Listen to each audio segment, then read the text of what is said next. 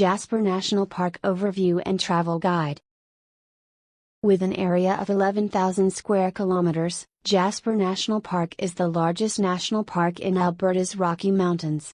It is situated to the north of Banff National Park, and to the west of Edmonton.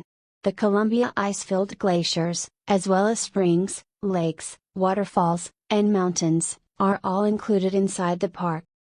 Jasper was named after Jasper Hawes, a Northwest Company trader who ran a trading post in the area. The park was founded on September 14, 1907, as Jasper Forest Park, and was designated as a national park in 1930, when the National Parks Act was passed. The Grand Trunk Pacific and Canadian Northern trains traveled through the park, and the GTP established the town of Fitzhugh in 1911, which was later renamed Jasper in 1913. The park, along with the other national and provincial parks that make up the Canadian Rocky Mountain Parks, was designated as a UNESCO World Heritage Site in 1984 for its mountain terrains, which include mountain peaks, glaciers, lakes, waterfalls, canyons, and limestone caves, as well as fossils. Jasper is known for its magnificent scenery and unforgettable experiences. Amazing backcountry settings, alpine day hikes, adrenaline-pumping mountain riding, and excellent paddling await adventurers. Take one of the many scenic drives, picnic among majestic peaks, and enjoy unique animal viewing for a more tranquil pace. Snowshoeing, groomed trail skiing, fat biking, skating, and more are all popular winter activities. The weather in Jasper is usually gorgeous, and constantly changing.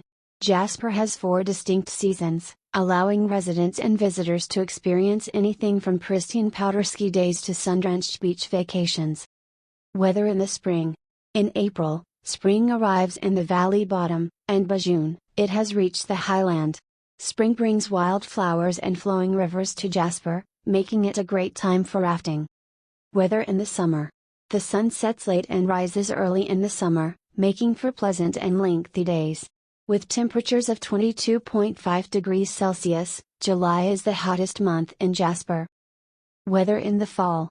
In September and October, fall arrives, bringing with it gorgeous autumn colors, bright skies, and lower temperatures.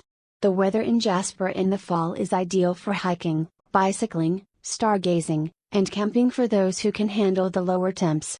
Weather in the winter. The harsh, snowy weather of winter can rapidly give way to milder Chinook winds and Alberta sunshine. Jasper temperatures in the winter fluctuate, but January is normally the coldest month, with temperatures rarely exceeding -8 degrees Celsius. Jasper attractions. Annette Lake and Edith Lake. Lake Annette and Lake Edith, often known as Kettle Lakes, are the remnants of the Ice Age lake that span the whole Athabasca Basin. The lakes are nourished by a vast underground river system that originates from Medicine Lake, the same vast system that caused Medicine Lake to vanish and created the Moline Canyon. Ochre Lake, a quicksand-filled pond in Annette Lake's northeast corner, is a quicksand-filled pond. There are residential cottages on the lakefront of Lake Edith. Athabasca Falls is a waterfall in Athabasca, Alberta. The glacier in the Athabasca Valley sheared away hard rock, forming a wall, while the glacial stream nibbled away boulders, forming the canyon. The Athabasca River, which originates at the Columbia Icefield, poured down this small gorge when the glacier receded, causing a Class 5 waterfall. In Wood Cree, the word Athabasca means a succession of plans. The type of rock grain in the water, which reflects different wavelengths of light, affects the color of the water in the Athabasca River depending on the season. Athabasca Glacier Columbia Icefield, Jasper National Park. The Columbia Icefield, a relic of the previous ice age, is a vast valley of interconnecting glaciers located on the Continental Divide, on the border of Banff and Jasper National Parks. The Athabasca Glacier is one of 6 glaciers supplied by the Columbia Icefield, which is easily accessible via the IceFields Parkway. In almost a century, the Athabasca Glacier has withdrawn over a mile and is continuing receding at a rate of about 2 to 3 meters each year. Columbia Icefield Discovery Center is located directly across from Columbia Icefield.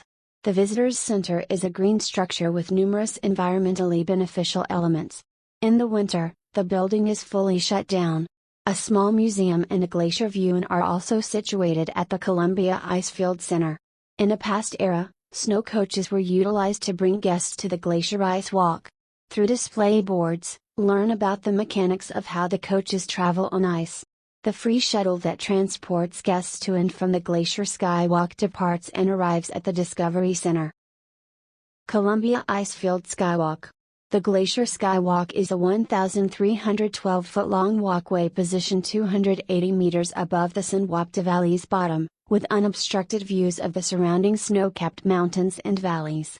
Walk the 400-meter route, which features interpretive displays on the region's geology, biology, ecology, and Aboriginal history, as soon as you step off the coach.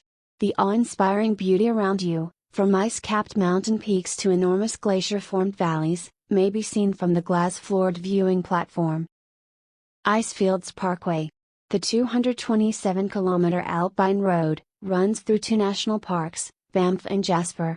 IceFields Parkway, commonly known as Highway 93, is named after the Columbia Icefield and the several other glaciers located along the road. The first 122 kilometers of the IceFields Parkway pass through Banff National Park, while the rest of the parkway passes through Jasper National Park, starting at the Trans-Canada Highway 93 intersection. The parkway, which was finished in 1940, snakes its way over mountainous terrain. Jasper SkyTram. Jasper National Park. The Jasper SkyTram has a long history dating back to the 1960s. After reaching the summit of Whistler's Mountain, William McGregor felt compelled to share the amazing sights with the rest of the globe.